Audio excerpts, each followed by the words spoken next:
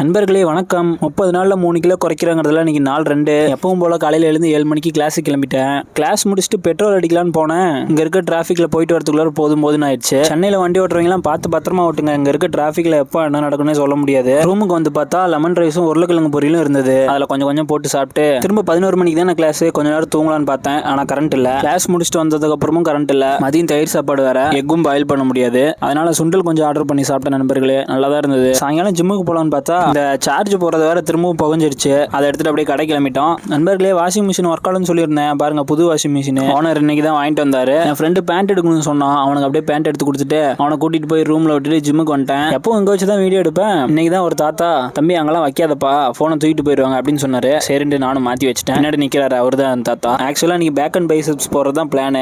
அதுக்கு தான் நானும் வார்ம் அப் பண்ணேன். அப்புறம் இந்த வேரியேஷன் இருக்கு பாருங்க.